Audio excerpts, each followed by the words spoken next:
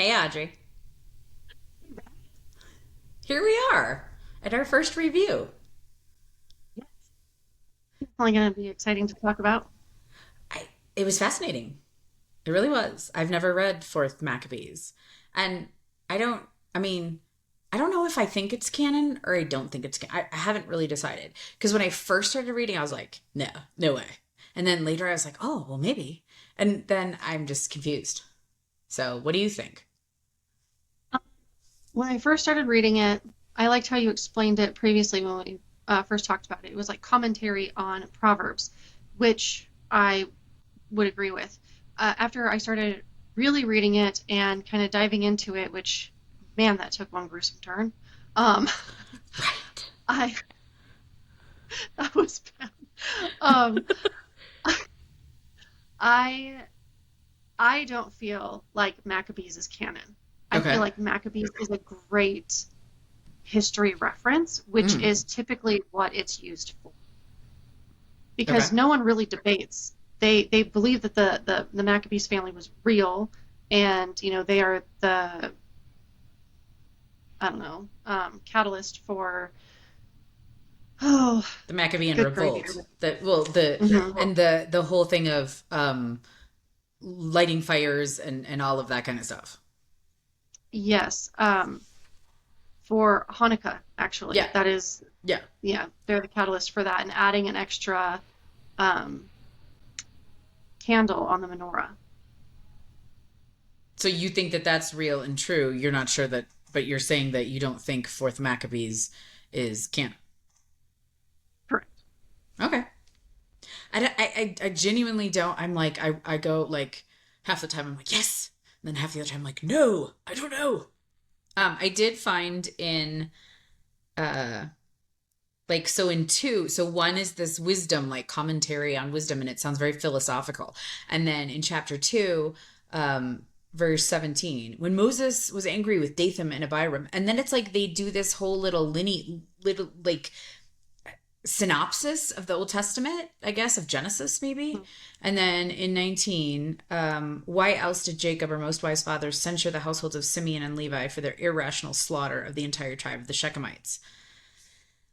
Again, like just like a thing. And then in chapter three, we get into King David, right? And I actually wrote this down because it says in Fourth Maccabees 3, I'm trying to get I don't have my glasses on. 12, when his guards see, and this whole thing about David, it's so different because I actually looked up the references, and the references were Second Samuel 23:16 Mhm. and First Chronicles 11:18 tell these stories about David wanting water from the well in Bethlehem. And then it's 11. But a certain irrational desire for water in the enemy's territory tormented and inflamed him, undid and consumed him. I mean, it's like really like way over the top. And then it says, when his guards complained bitterly because of the king's craving, which is like, what? Like, okay. I mean, I'm sure that David was a real human, so maybe there are people that were like, oh, but it says two staunch young soldiers, whereas in Second Samuel and First Chronicles, it says three warriors, and it doesn't say which ones. I was like, oh, Right. sorry, I'm blabbing. Go ahead. No, I'm just listening to you. One thing that kind of came to mind as I was reading this particular thing about David was it's talking about David's irrational desire, so his almost unquenchable thirst for something that he shouldn't or couldn't have, Right. and that just reminded me of Bathsheba. Yes. Yes. Of course. He seems to have a problem with Is that desiring things that he shouldn't have. was that part of why you thought it wasn't canon because it's like insinuating, oh, he has unquenchable desire, and then it's because they already know about Bathsheba because it was written after? No, I think that for me, this is like just a whole bunch of like extra information about a particular time period or whatever's going on. These people are way closer to that, time period and David and all that stuff than we are. So it would make more sense that the author of Maccabees would actually have more information than we have today. Right. Okay. Well, and aren't timelines a mess regardless of what we're talking about? I mean, we're going to get into all that as we go along in our reviews, but I do feel like what can you trust as to what's Mhm. real and what's timeline and how far away are we? Was it really 2,000 years? I'm not entirely convinced of that. Well, Right. Okay. we'll get Foreshadowing. there. Right. Yes. Okay. Um, and then I found it was really interesting in chapter 4, verse 15, when King Seleucus, Antiochus Epiphanes, he was a Seleucid. So King Seleucus is like, I looked up Antiochus Epiphanes and his father had a different name, but he was king of the Seleucids or Seleucids. Anyway, I just thought that was kind of interesting. And then I got kind of confused there. Who removed Onias from the priesthood and appointed Onias' brother as Jason high priest. So, like, they can't do that, but he does that because he's a tyrant. Mhm. And then we get into, do you have anything else in that section there or like between there? Because I can go all the way over to like chapter 9 where it gets gruesome. Let's see. So in like chapter 6, in verse 10, I it says, and like a noble athlete, the old man, while being beaten, was victorious over his torturers. And then to 11, in fact, with his face bathed in sweat and gasping heavily for breath, he amazed even the torturers by his courageous spirit.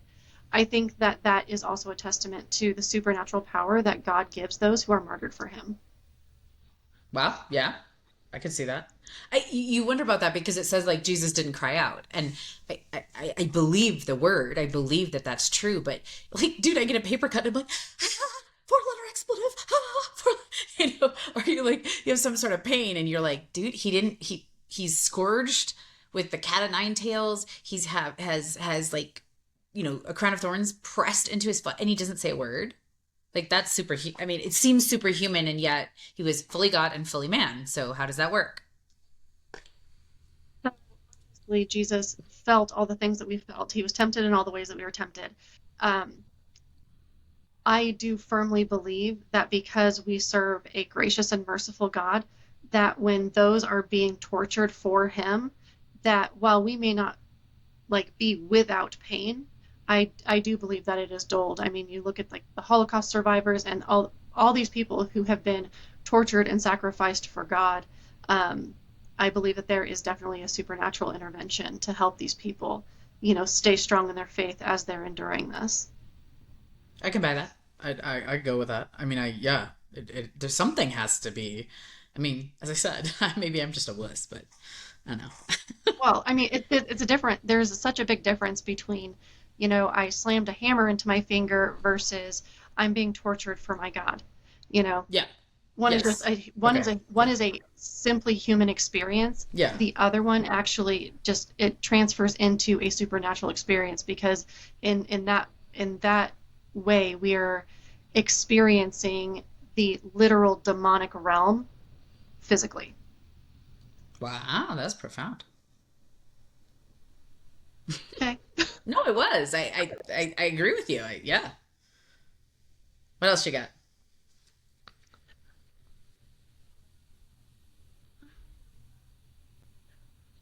Down in I have a lot of things underlined that just stood out to me.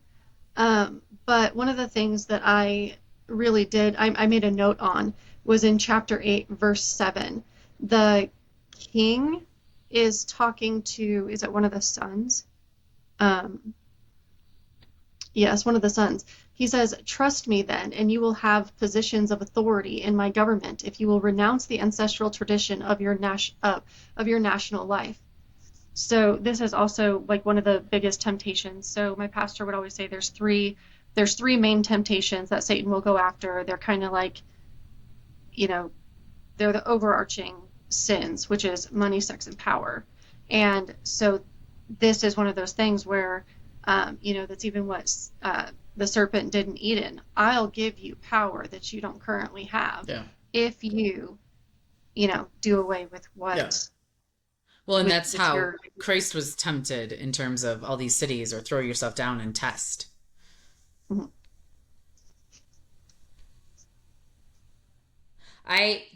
Oh, sorry. I do have something in 9. Do you have anything there or before there? Do you have more to talk about? I mean, Yeah, go for it. go ahead. Um 9:20. The wheel was completely smeared with blood, and the heap of coals was being quenched by the drippings of gore, and pieces of flesh were falling off the axles of the machine. What? Like, this is X-rated. Like, this is not, I, I don't know if I'd read that to my 12-year-old. I mean, I probably would, because that's how I am, but. Well, back in chapter 8, verse 13, it says, "And when the guards had placed before them wheels and joint dislocators, rack and hooks and catapults and cauldrons, uh, and, Braziers and like thumb screws and iron claws thumb and screws and wedges. Yeah. yeah, I marked it and I said, "Ow!" Like, Yeah. Gross. Ew. Yuck. Yeah. I mean, this went from like we're having this wonderful conversation about Proverbs and how to apply it to your life, and this kind of philosophical debate that can happen to we're gonna like put this into real life and for real life for them, Yeah. um, where torture Right. happens and you're being called to, are you going to succumb to your emotions, or are you going to use reason and logic to overpower your emotions in a really horrific moment? Yeah. Well, and that's what the philosophical stuff at the beginning is saying. But then here's your examples of it. So speaking of, I have a little note here. So the 7 sons, like at no point, I've had this conversation, like, why didn't they use the mom? Like, all right, she's here. I'm going to torture her if you don't do this. Like, I don't understand that. I mean, they have all these, like you just pointed out, like all these torture instruments, like everything, you could possibly think of, they're ready to do, like to skin him. There's a saint that does a there's a statue of a saint where he was skinned alive, and then he's like holding his skin. It's gruesome. But so why didn't they use the mom? Like the mom, and then, well, we can get into that, but the mom commits suicide essentially. I mean, would you call it Mhm. suicide in that? I don't know. um but yeah. And then here's another one in 11. To his back they applied sharp spits that had been heated in the fire and pierced his ribs so that his entrails were burned through. Yum. Gross. Honestly, this really highlights the depravity of the human mind and Yeah. what one will do to have power and authority um, over anybody or anything, Yeah. which he, the author of Maccabees, talks about in chapter 1:25. He says, "In pleasure there exists even a malevolent tendency, which is the most complex of all emotions." And then he talks about how that, can um, be shown through either the soul or the body. And I mean, man, the evil desires that humans can have, it's pretty Well, surely gross. one of those torturers liked it. Like Oh, just like somebody's appointed as the torturer. Um, I saw this skit the other day. It was like a medieval something, and they had a microphone and they were asking them different things. It was kind of funny. And one of the things was the guy who wields the axe and chops off the heads, and he's like, "Yeah, people don't talk back." And it was supposed to be, obviously satire, but in that case, like there were real humans that got off on the torture and loved it, and so that they would have been appointed as the torturers.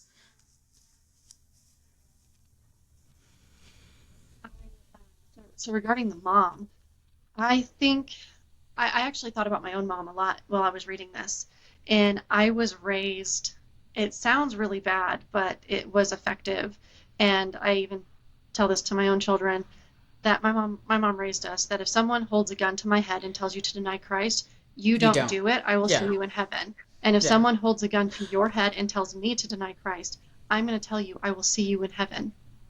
Right. And Right. so I it honestly, anybody who's ever considered that the apocalypse is still coming, like, or had that viewpoint at we've all said that. Like, we've all been there and been like, no, this is serious. Because, and this goes into the sins, right? Like, you don't want to commit the unpardonable sin. And yet, like, that whole conversation, which we can switch over to Hebrews if you want, but just to look at it. And that's blasphemy of the Holy Spirit, and I think that that's a little bit different, but that's just my 2 cents. But we've all done that, right? Like we've all told our kid that, and then had your kid be like, "What?" Yeah. I think that that is what was at play here for, I mean, they watched son after son after son, hold fast to their teachings, which they discussed throughout this. Yeah. Um, and so it was clearly the parents who taught their sons these things, and maybe they were trying to get the mom to cave Oh or yeah. And it just to doesn't like, say specifics about that. because it also says here about like the youngest son that they tell her, or she goes to the son and whispers something to him, and Right. then the youngest son has like this final um, speech, whatever, before he flings himself off. And it says that they're going to go back and tell us what the mom said, but then they don't get back to it. So Don't it's they? kind of I thought they interesting. did. I don't I didn't think so. I could Yeah. have missed it. No, because I thought that exactly when I was reading it. I thought that. I was like, well, what did she say? And then it's like 2 chapters later where they go, what she said was. I'm pretty sure. Let me find it. So I think it's actually in Maccabees 18:6. The mother of the 7 sons expressed also these principles to her children. Da, da, da, da, da, da, da. I took that as to mean what she said. It sounded weird though, because it doesn't make a lot of sense. Like, her kid's dying. Well, I was a virgin. Just, I mean, that's great. I Good for didn't you. Good job. But Yeah, I didn't take it that way. I felt like that was kind of a backstory to how these children were raised, because it then goes on to talk about their father who had died and how their father had raised them prior to his death. yeah, okay. I don't know. That's what I took it to mean, but it was weird. It was a weird, like, why would you say that? Those kind of things to your kid. Surely nothing we would say to our children today. Well, I don't know that I could say that. No. But anyway, yes. The grace of Jesus Christ and his blood, amen, Like, Amen. right? I found in 16, I underlined, yet that holy and God-fearing mother did not wail with such lament for any of them. So here we are again. She's not saying anything. She's not crying over her children. Like, what? Again, maybe it's that supernatural grace that you talked about, but I was like, excuse me. And this is the stuff where I go, yeah, come on. Like, that Christ didn't cry out, I believe, because all the verses about a lamb to the slaughter and not saying anything and being silent. And actually, that's from my best understanding of lambs. I've only been on a farm with them once, but not visiting, but like working wise, and they're really dumb. That's why we're called sheep in the Bible. But they get so scared that they just are quiet. And I don't think Christ was scared in any way, shape, or form. That's not what I'm insinuating, but I'm saying, like, a lamb to the slaughter, a lamb doesn't scream. Like, they're like totally bah, bah, bah, bah, and then all of a sudden they're like, oops, shut up. Right? So I actually think that allegory, metaphor, whatever it is, to Christ is appropriate. But that's where I was like, mom doesn't say anything. It's almost too perfect, you know? One thing that stood out to me was in, let's see, 15:23. It says, but devout reason, giving her heart a man's courage in the very midst of her emotions, strengthened her to disregard her temporal love for her children. Ooh. So prior to that, it talked about how men are not as prone to have these like deep, super Yeah. deep connections with their children because, Yeah. right, they didn't grow them, and that mothers are more sympathetic towards their children. And so in this regard, um, she was able to tap into, again, I think it has to be a supernatural, power to where she could actually like squelch those desires for her children because her faith was so strong. As it says here, to disregard her temporal love. She knows her love for them is temporary. And so, This version says, strengthened her to disregard for the time her parental love. I like temporal though. That's better. um,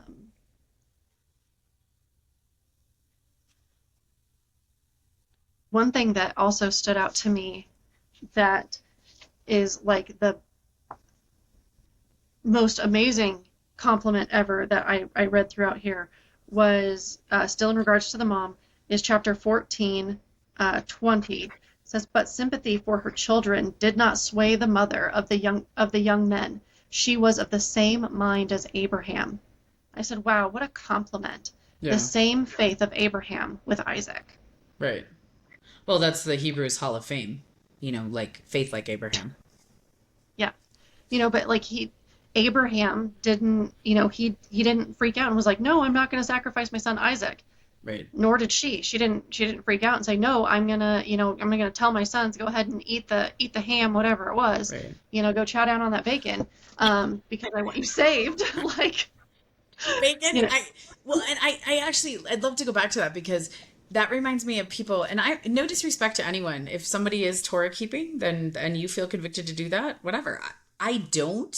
I mean, I think that we should be celebrating the feasts and or aware of what their meanings are and stuff, but I don't think we should put ourselves back under law. That's just my personal opinion. But I'm like, dude, it's bacon. Like, I mean, not that I get the principle of it, but it was sort of funny to me that instead of asking them to murder someone else or I don't know, commit adultery or slay their parent or I don't know, something or blaspheme God, right? Like it's like no, have a piece of bacon. That's weird. Like that was the thing. Like the law, the law, the law, the law, the law, the law. It seemed to be echoing throughout all of Maccabees, in my opinion. I think that's kind of the point of it, is if I can get someone to cave on something so minor, then I can get them to cave on something bigger. Okay. But, the the Jewish culture is so big on not defiling your body that's also why the mom committed suicide in 17 in verse 1. It says, so that no one might touch her body. Because if another man touched her, aside from her husband, she would be defiled. She didn't want to die defiled. But it's like touch like serious. Like I remember years and years ago I worked at a convention center and we had an event where there was and of course it was three women. It was the marketing director, me and another. And we met with the man, the Jewish man, and he sat at the end of the table and we, perfectly good meeting, no problems, right? But we were given a little talk to. I was very young at the time. Like, hey, he's coming. You don't try to offer your hand. You don't shake his hand because that would be inappropriate. Like, so we go through all the things that they need and we write all the notes and everything. And you can, hello, nice to meet you or whatever, but maybe that's a Japanese like version of something. But you didn't shake his hand. And so I'm interested, like, did they have her, like, what if a Roman soldier came up and tied you up? Like, was that defilement? I think in this regard, she was avoiding being raped. That's Yeah, my no, personal opinion. that I totally got that, but I'm saying like, what point are we talking about touching? In the example I'm giving, he's not this Jewish man wouldn't shake our hand, right? And obviously he had a choice, so therefore I get it. And in this case, maybe she didn't because I mean, and then it talks about the young son in fetters, and that's why the tyrant has sympathy on him. I didn't underline that, but I remember it.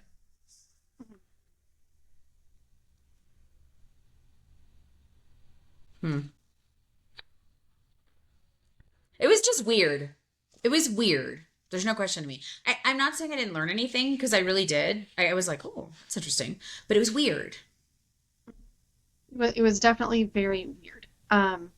It was very gruesome. Like, I think that the Bible can get gruesome, on its own, but Right. Next this was level. like John Wick gruesome. Yeah. Like, Yeah. What's for Maccabees like? Kind of John Wickish. yeah. Epic. Yeah. I don't know. I don't think it was bad to have read. I still can't. I can't personally go, no, that's not canon. I can't yet. But I also can't join and go, yes, that's canon. Because I'm not sure. I just don't know. Yeah, my strong gut feeling here is that it is not. I mean, obviously, as we read through stuff, it could change. But as of right now, I definitely agree with like this is a historical writing, Hmm. or for historical for knowledge purposes. Yeah. Um, he clearly wasn't writing a textbook. Right. Yeah. Did you, as we're moving along here, do you have anything from Revelation 1 to 6? I mean, and here it's so funny to me because when I was reading, right, I had a hard, like, I kept having to not edit in a bad way, but I'd be like, blah, blah, blah, blah, over the words, right, in Maccabees because I'm just not familiar with it. Whereas I got to Revelation, I was like, oh, this is familiar territory. I know what I'm reading here. Like, even some of the phraseology, I would be like, yes. And I could get into a cadence with it because I know I'm familiar with it. Um, but and I, you and I did Revelation once before, specifically the beginning parts. Um, what's really interesting, I have been to Ephesus and Smyrna and on trips and stuff. Fascinating. Um, Ephesus obviously has like a whole bunch of stuff. It has lots of ruins that are there and interest and like you can go see it. Whereas Smyrna is an area. They don't have excavations. I mean, there are excavations you can go see, but like there's a town near enough where they're like, hey, this was kind of Smyrna. And you're like, I don't know about that, but okay. I mean, whatever. Again, what is history telling you? What are the guides telling you? What are they saying to you? And you're like, okay. So one thing that really stuck out to me when I was reading Revelation was, "Blessed is the one who reads aloud the words of this prophecy." Go me. So Sorry. reads aloud. I was like, Well, and I I'm did when I read it, I was like, blessings. and I'm reading it aloud right now too. And so I just think it's really interesting that that is specified because that's not specified anywhere else in the Bible that, Totally. someone who's reading this aloud is going to be blessed. Yeah. So I thought that that was very interesting. And if we're going to get into the whole time warp thing, um, in verse 3, so same sentence, What it, chapter are you in? chapter 1, verse 3. Okay. Go for it. So it says, "And who keep what is written in it, for the time is near." Hmm. I then, when I was reading further on in chapter 1, verse 7, it says, "Behold, he is coming with the clouds, and every eye will see him, even those who pierced him." I connected that "for the time is near" to "even those who pierced him," Hmm. because it sounds as though um, those who are still alive are also going to, those ones who hung him on the cross, Right. are also going to see this while they are alive. I saw a really interesting, I can't remember all the details of it. I couldn't even find the link to post it for anyone, so sorry. But it was talking about verbiage and language and world and the word world. And not to toot my own horn, you know this, Audrey. So to listeners, I speak fluent German. Ich kann Deutsch sprechen mit euch and Spanish. Podemos hablar en español. Vamos a ver que vamos a leerlo. La Biblia. And I dabble in a couple of other little bits and bobs and languages. And so, world, the word world, it was meant to say like known world, like the Roman world. So, there was like world as in cosmos, if you will, whatever that includes, and then ends of the earth world or your world. Like, so when you say to someone, hey, how are you doing? How is your world? That would be a weird phraseology, but it would mean like what I'm meaning is your mother's cousins, aunts, uncles, brothers, job, whatever. Like I'm gonna encapsulate that in your dominion, your known existence. And so therefore the world, like he is coming, like, and the whole world will see him. The world was meant to be the known Roman world at the time. I thought that was a really interesting tidbit there. That is actually really interesting. This sentence is also finished out with, "And all the tribes of the earth will wail." So that's active, that's present tense. These people are alive, walking around. Um, Yep. I don't know. I just found it very interesting, for the time is near. Yep. That, is, Imminent. Yeah. No, yes. definitely. And I know people that have come to Christ and read it and not had not been given a worldview or an eschatological view. They didn't know that that eschatological view existed. In fact, I'm trying to get someone like that to come on and talk about this a little bit later. And I think we're there, but we'll see. That they kind of went, well, yeah, it already happened. Just sort of dumbfounded, like, of course. And I do think that in today's age, we are, in today's, especially in the American church, we're taught a certain eschatology, especially very pre-trib eschatology. And we can get into that more, but, and I'm like, and these people that have come to Christ read it and they go, he didn't come? What? Like, so kind of interesting. Uh, the other thing that stuck out to me was, so I have, as you know, I kind of live off of, does it really matter? Because either way, I end up with God. Sure. And so there are things that, if it changes my faith, if it rocks my faith, then that is something I need to dive into. However, if it's like, does it really change my faith? No, because does it really change how I end up with God? Then no, then it doesn't really matter. Not that it doesn't matter. That was a horrible way to say it, but It's not of if significance. Yeah, I get yeah, you. it's not something that I'm going to sit there and I don't know, maybe try to talk myself out of my faith over. Yeah. But in chapter 1, verse 18, it says, and the living one, uh, oh, that's the end of a sentence. I can't stand that. When they start a verse in the middle of a I sentence and then do, that, do you know the other day I looked this up, and the notations of when the chapters and the verses happened in something like the early 1500s, according to what history they tell us. And I was like, what? I'm like, who would have sat there? And there's another dude, and this is somebody who's diehard KGV, but literally you can go on YouTube and find videos of him counting words. He has some fascinating stuff about like the gajillionth word that way versus that way is Christ. Christ is the center and stuff like this. And it's yeah, actually very, very interesting. That part of it is interesting stuff. And so I'll address that right now.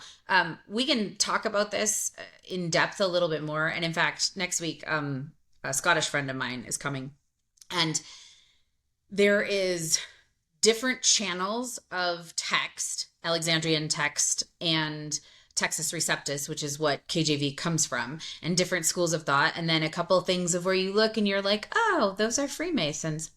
Okay, maybe not. Right. And so I have come to the conclusion personally that I don't have to read a specific version. In fact, just today, a friend was like, hey, did you know that there's a Gen Z New Testament? I was like, get out. And, there's a comic book one. And she ran and got it and read it to me. And it's like, yo, brothers. It's really, and yeah, it was funny. I was like, okay. And honestly, I want people to read the Bible. I kind of don't care. And yet there are people that are pretty adamant, like, you must read this version. And, whatever. Like, again, you choose you do you, I'll do me. But I personally have come to the conclusion that it doesn't necessarily matter. I personally like MEV, but then again, same with Maccabees. Yeah, I don't know. What do you think? so in regards to that, I think that translation absolutely matters. I think holding the integrity of it is crucial. So, for instance, when I was a young teenager, my mom bought me The Message, and I started reading it, and I was like, "That's not a Bible," and I tossed it in the trash. She was like, "I just bought that." I was like, "That's not, I don't know what you bought, but that wasn't a Bible." Um, oh, that's funny. and so I, I have some qualms with like certain versions, but it really comes down to, for me, is what good is the Bible if someone doesn't understand it? Right. Totally. Well, and then there would be a reason for the message. And I don't think the message, Eugene Peterson, from my best understanding, didn't ever say that he was a Greek scholar in translating it. It was his translation. I'm not excusing him, and he said some stuff, and then there was some very confusing things about him, and the poor guy got kind of raked over the coals and stuff. I would agree with you that there is translation does matter, especially with languages. Languages is my thing, right? But what I'm saying to you is whether there's so many versions, and maybe that's sort of by design. And I'm also going to try to get, I'm just going to mention it now. Check out alteredbible.com. going to get really weird and really interesting, but we'll go there later. But yeah, so I don't know. Yeah. I don't have, there's word for word translations and thought for thought translations. But I would say this much, right? Like neither you nor I speak Greek, and even Koine Greek it's like, I heard this once, it's like if you speak Shakespearean English and you compare that to modern American English, right? So the two, like obviously you can understand one another, but you're having some communication problems, right? And so that's supposedly, maybe I'm wrong, there's a difference in the spacing between Koine Greek and modern Greek. At least Well, wouldn't that be like a similar difference between, Spanish from Mexico and Spanish from Spain? Isn't not there as a distant. difference? Like a cousin would be British English versus American English. Oh, Would okay. be Castellano, Spain Spanish versus Mexican Spanish or Peruvian Okay. Spanish. But that supposedly the Koine Greek to Biblical Greek was a step further, which is why I was saying you would be comparing Shakespearean Elizabethan English to American. But yeah, I don't know. Anyway, what else in Yeah. Revelation? Oh, sorry. So in that verse 18, we got stopped at that period. Yeah. It says, Whoops. I died, and behold, I am alive forevermore, and I have the keys of death and Hades. And so it is two separate things, two names, and Mm. so clearly death and Hades they are separate. They are not one and the same, and I think that is also referenced later on in Revelation. Mm. So that is something that just stuck out to me that I think kind of needs to stay in someone's, forethought as they're reading through, and not just in the book of Revelation, but throughout the Bible, because of how the Bible references, death and sleep, and Sure. the Bible doesn't talk about death the same way that we do necessarily. Right. So, Well, most people think that the devil's name is Lucifer. And so it doesn't say that. And again, it's all these things that we kind of, I remember the first time I ever read that with Noah and the ark, God shut the door. I was like, wait, what? What, God shut the door? God shut the door. That's what the Bible says. God shut the door. And it's like, you can imagine, like, and there was that stupid, it's a modern movie with Noah. I'm not even going to name that so that we don't get dinged on YouTube. But there was an actor, and it was like all the little creepy crawlies were like, shoop. And I'm like, oh my gosh, seriously. And I don't know how that all worked. There's lots of questions. I got questions. I got questions about giraffes, but whatever. But how did that work? Like the door had to have been, obviously an elephant passed through it, right? I don't personally think that there were any dinosaurs on the ark. Sorry. I no, I'm not going with that, but never mind. Let's not go there. But the door still had to be big, right? It had to be watertight. It had to be all these things. And I read that God shut the door, and I was like, oh, okay. But back to Revelation, yes, death and Hades are not the same thing. They are two distinct entities. Would we say that? Or places? I think so. I think that, yeah, I think that they are two different things. One thing that is really controversial is the once saved, always saved. That's And bunk. so Just bunk. in chapter 3, Mm-hmm. it says, I know your works. You have the reputation of being alive, but you are dead. Wake up and strengthen what remains and is about to die, for I have not found your works complete in the sight of my God. And it goes on to, it says, remember then what you received and heard, keep it and repent. If you will not wake up, I will come like a thief, and you will not know what hour I will come against you. And it says, yet you still have a few names in Sardis, people who have not soiled their garments, and they will walk with me in white, for they are worthy. The one who conquers will be clothed in white garments. So in this, to me, it very much so reads, people have had faith. They believed in God. They believed, they were saved. But then it very clearly changes into saying, but only some of you are actually going to come with. Only some of you are actually worthy. So Yeah, that was Well, it's something like that the really. parable of the wedding guest where he says, go out and get all the wedding guests. And then he looks at some dude who's not dressed in wedding clothes. He's like, what are you doing in here? And he's like, toss him out. Right. So it's like, are you there? I think people get too fearful, which is so funny. Like, going back to Maccabees, like, okay, let's torture you on the rack, right, for your faith. Like, how serious are you, right? And then we have this whole, oh, well, yes, I went to church this many times, and it's like that has nothing to do with anything, right? There now, should you go to church? You should not forsake the fellowship of the believers, absolutely. Like but I don't need to check it off on a box. I don't need to like, oh, I'm sorry, out of 52 Sundays, you only hit 25. Like, what? That just doesn't make sense to me. Things No, that I those two have personally to- like. Go ahead. Go ahead. Continue with your thought. No, once saved, always saved is utter bunk. I've always thought that. That is a doctrine from the pit of hell, straight up. It isn't. And faith without works is dead. Like there's all you need to do is call on Christ and confess Christ with your mouth, and His grace covers you. But if you don't then have any fruit in your life, if you don't have any walk, if you don't have anything that comes after that, we have a problem. Yeah, that's where someone I know would say, well, then they probably weren't saved to begin with. So that to me feels like it's a way to weasel out of that. Yeah. But so what really gets me here is remember then what you received. You have to receive that's Christ good. to be saved. He said, and heard. So Yeah. in order to, know Christ, you have to hear about Christ. He says, keep it and repent. Yes. But they have a choice here. If you don't, then you're not going to be able to, go to heaven. And then what really solidified this for me is jump over to verse 9. And it says, behold, I will make those of the synagogue of Satan who say they are Jews and are not, but lie. Behold. So there's a very big distinction here. He first is talking about those who were absolutely saved. But then he later turns around and says those who are the synagogue of Satan, who are claiming to be something that they're not. So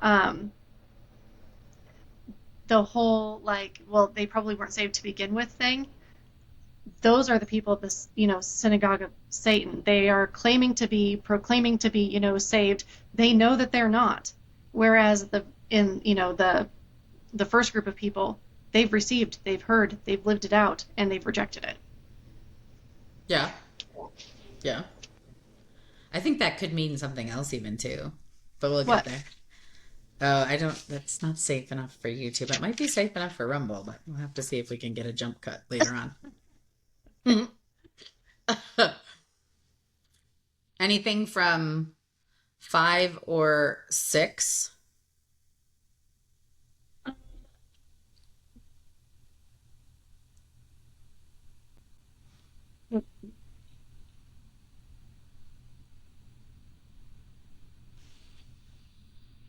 No, I don't think so. I will have something for the 144,000.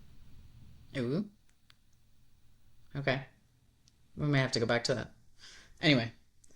I think I heard this from a podcaster. I think Revelation is actually a lot more clear. Like everybody goes, "Oh, I don't understand Revelation. I can't, my mother says that, like, oh, it's too confusing." And actually it's probably a lot more logical than we think it is what the person was saying. So, I have heard the seals, like that there is a meshing of seal, like it doesn't go seals 1, 2, 3, 4, 5, then trumpets, then like that that they are happening all at the same, like, so you get like a seal or two and trumpet, bowl of wrath, like all that. I don't know what I think of that. I could buy it, but I just, any of it's ick. I think one thing that is that I really like about in chapter 5 in verse 8 is each holding a harp and golden bowls full of incense, which are the prayers of the saints. And so something that ties back into Leviticus when we studied that is God was the aroma was always pleasing to God. incense is a pleasing smell. Our prayers are a pleasing thing to God. And so Amen. I like how that is interconnected there. You just reminded me of something. I do have something here. Okay, so the 24 elders, like they chuck their crowns down. They're so overcome. How do you get it back? Like, do you be like, oh, sorry, can I pick that up? Like, just always said this, like, totally. They're like, zoom, and they throw the crown down, and they're worshiping, and it's amazing. And then it's like, reset. Let me get, like, what, like, do you, like, potty break? Like, I probably don't have to pee in heaven, but I don't know. I just was like, okay, so they throw the crown down, but how do they get it? Like, does it just, like, reappear in their head? How does that work? These are the questions I have. Which is probably not a significant one, just like the giraffe. I have thought about that too, but if they're in heaven and they are worshiping God always, Yeah. then maybe it is just they've done it once and it's just then forever worshiping. Okay. That's interesting. I don't know. I mean, people always talk about that, like about what what are you gonna do? Like, I don't think heaven is boring. I don't think heaven is like kind of like actually there are even assemblies and jobs and things. At least that's my perception. But I digress. So that whole 24 elders things, they cast their crowns before the throne, saying it only says that they cast them once. They don't ever get them So back. Maybe not. they have fully given submission, cast their crowns at the feet of the throne, Hmm. and yeah, because I mean, there's really no insinuation that that ever happens again, or um, that they Yeah, ever but stop wouldn't you? worshiping. Okay. Oh, so you're saying you wouldn't have a job or wouldn't have, you would just be continuously worshiping. Hmm. Okay. Fair enough. It's interesting. And who are the 24 elders? Wouldn't it be the 12 disciples and the 12 tribes?